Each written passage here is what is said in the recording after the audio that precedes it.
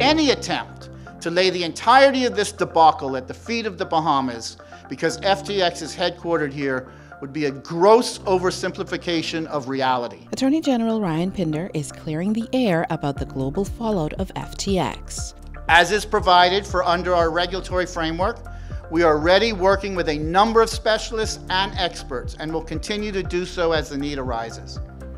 There are a number of protective measures which the regulator has taken under the authority conferred by the Supreme Court of the Bahamas. For the time being, we will not set out those measures in any further detail until we are confident that doing so will not jeopardize any aspect of the ongoing investigations.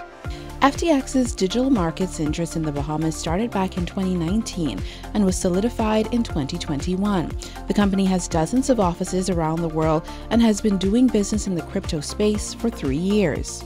The dozens and dozens of companies involved, registered in numerous jurisdictions across the world, the scope of related parties, including some of the world's most sophisticated investors, demonstrate the cross-border, multi-jurisdictional nature of this event.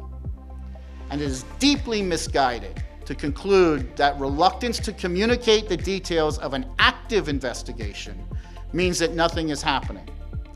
In fact, the government's discretion stems from how seriously we take our commitment to the rule of law and the independence of the securities regulator in the Bahamas. When FTX went belly up 25 days ago, the Bahamas was the only jurisdiction where FTX was represented that had the regulatory framework in place to mitigate the fallout for customers. We have been shocked at the ignorance of those who assert that FTX came to the Bahamas because they did not want to submit to regulatory scrutiny. In fact, the world is full of countries in which there is no legislative or regulatory authority over the crypto and digital asset business.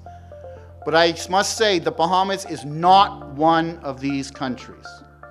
We have been able to assert our leadership in this new field because in the digital assets arena, what matters is not the size of your landmass, nor the size of your GDP, but the ingenuity and rigor of your people and your jurisdiction. Investigations into the matter are ongoing. The Securities Commission, our Financial Intelligence Unit, and the Financial Crimes Unit of the Royal Bahamas Police Force will continue to investigate the facts and circumstances regarding FTX's insolvency crisis and any potential violations of Bahamian law.